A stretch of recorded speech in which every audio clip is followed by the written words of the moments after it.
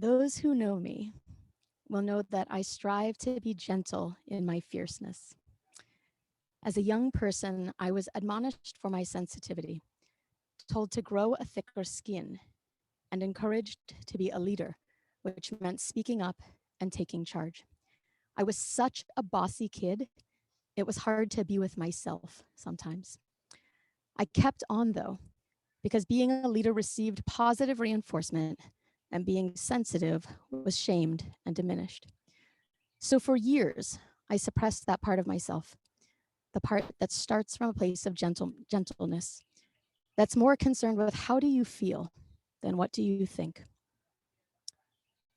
Until it wasn't tenable anymore to move through the world in this way, as a compendium of facts disconnected from my heart and my gut.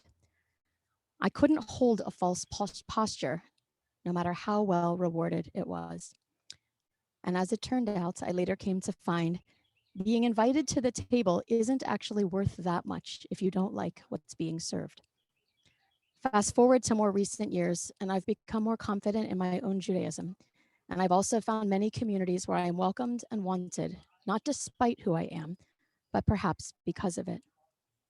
Ultimately, I've learned that to lead is primarily about being myself in a public way and being willing to tend our communal hearth. What being myself has meant over these past 2 weeks is that perhaps I took an unpopular course of action. I stayed quiet.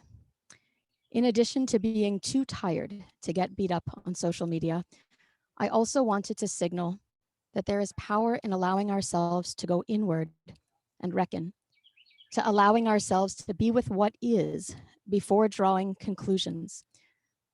And I finally reached the point today where I had something to say, and as timing would have it, here we are together. I was on a call earlier today with someone not from Pittsburgh, who's organizations for leadership, because nobody knows what to say. It's like no one is driving the bus. It made me think immediately about a phone call that I had with a local Jewish leader in the days following the shooting at the Tree of Life building. The person called and explained a fraught situation and asked me, "What do you think we should do?" My immediate response was, "Well, who makes a decision like that? Who's in charge?" And after a pause, the person said, "Keshira, we do. There isn't anyone in charge right now." I was stunned again into silence. How was it that a person whose congregation would not even recognize my leadership was looking to me for partnership? It certainly was not because I knew more than they did, or because I had something that they didn't. What could they possibly have wanted from me? What I realized then is that I'm not a leader because I know more or because I'm superhuman. My understanding is that I'm a leader because I am entrusted with tending and holding our communal space. And perhaps because I strive to center compassion in making space for others to show up in fullness, knowing that each of us is lovable, even and especially when we feel broken. And broken we are. The current state of affairs simply does not jive with how we like to live life. It's messy. It's demanding a change that's bigger than any of us. And even with multiple narratives, some of us still struggle to find any one that fits comfortably. For some of us, there has been pain around the vilification of Jews as oppressors, a narrative hard to stomach for those who have been victims of persecution for generation after generation.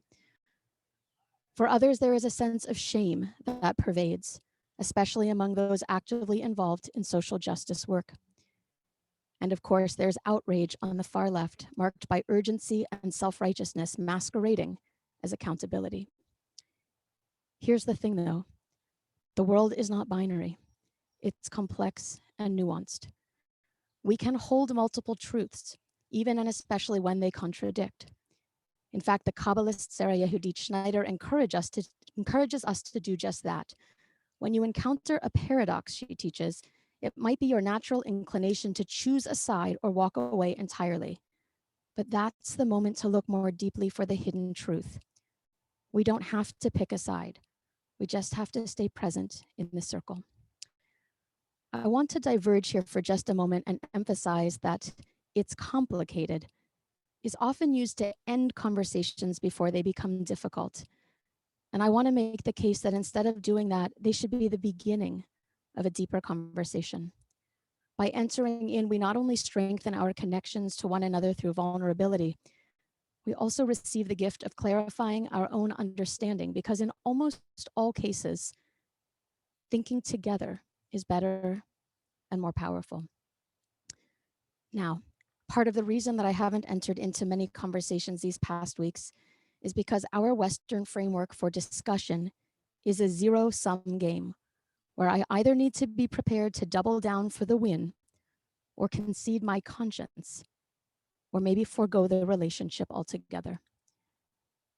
Rather than spending so much time positioning our arguments, I would argue we would be better served by positioning ourselves, sitting side by side and looking at the situation together.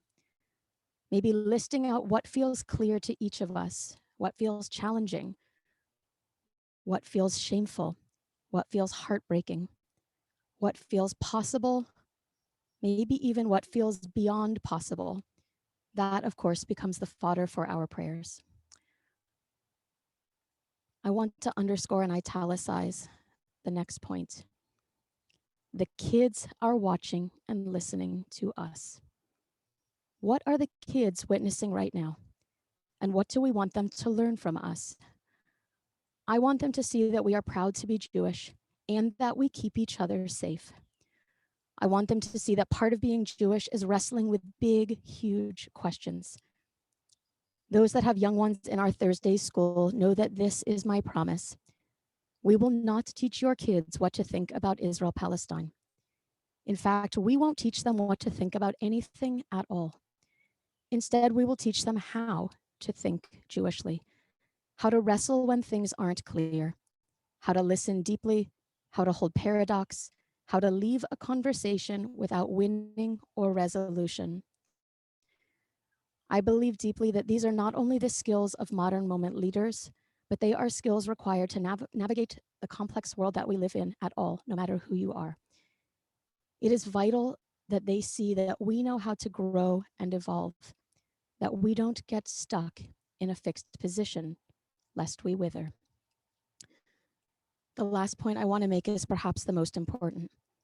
Many of you have heard me say this, and I'll say it again tonight, because this is exactly what I'm talking about when I make the claim that the dominant culture is imperiling us. The Western world places disproportionate value on thinking rather than feeling. And as a people who have suffered tremendous intergenerational trauma, many of us have taken up residence in our heads to the exclusion of being in our bodies. If you hear me say nothing else with confidence, please hear this. More facts, more information, more history will not bring resolution to what ails us. Neither a meme nor a manifesto on social media will bring resolution to a broken heart. Yes, part of it has to do with the fact that the situation is complex and that it's impossible to know it all or to gather all the information.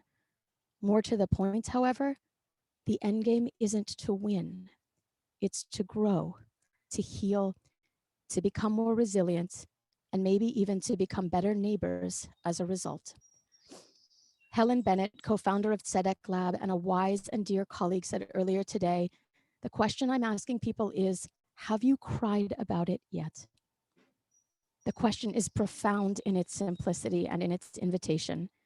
Ask yourself now, have you cried about it yet?